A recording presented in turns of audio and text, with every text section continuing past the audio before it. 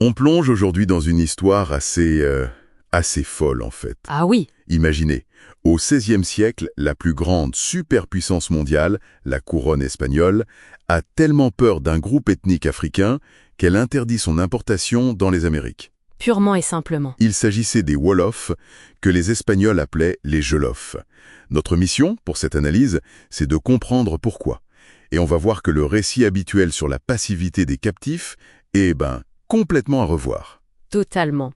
Ça vient bousculer toute l'image qu'on a de la traite transatlantique. D'ailleurs, il y a un chiffre qui est parlant. Ah oui, Les archives montrent que les captifs de Sénégambie, donc la région des Wolofs, ne représentaient que 6% des déportés.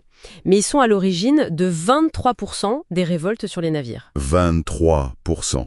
Le décalage est énorme. C'est énorme! Ce qui me frappe, c'est justement ça. Pourquoi eux spécifiquement? Qu'est-ce que les sources nous disent sur leur parcours avant la capture? Eh bien, beaucoup n'étaient pas des civils ou des agriculteurs. Ils venaient d'une société très militarisée, forgée par l'effondrement de l'empire du Jolof. D'accord. On parle de guerriers, souvent des cavaliers d'élite, issus d'une noblesse militaire qu'on appelait les Sédos. C'est un point crucial. Les acheteurs d'esclaves ne s'en rendaient pas compte, j'imagine. Pas du tout. Ils pensaient acheter de la main-d'œuvre, ils ont importé des vétérans de guerre.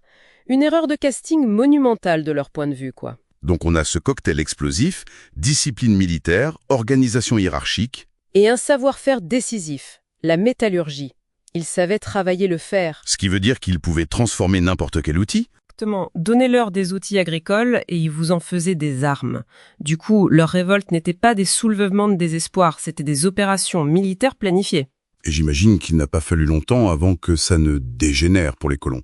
Il y a eu un événement fondateur, non? Celui de 1521. C'est ça. Le point de bascule. Le jour de Noël 1521 sur l'île d'Hispaniola. Dans la plantation du fils de Christophe Colomb en plus. Du propre fils de Christophe Colomb, Don Diego Colón.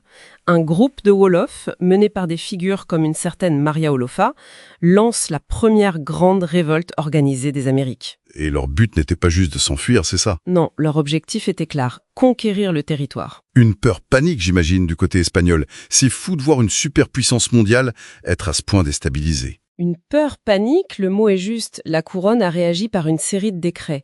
Et celui de 1532 est incroyable à lire. Qu'est-ce qu'il dit? Il qualifie les Wolofs, je cite, d'arrogants, désobéissants, rebelles et incorrigibles. Il interdit formellement leur importation.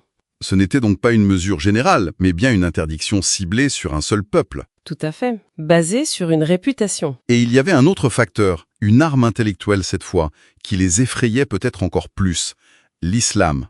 Absolument. Beaucoup de Wolofs étaient musulmans et surtout lettrés.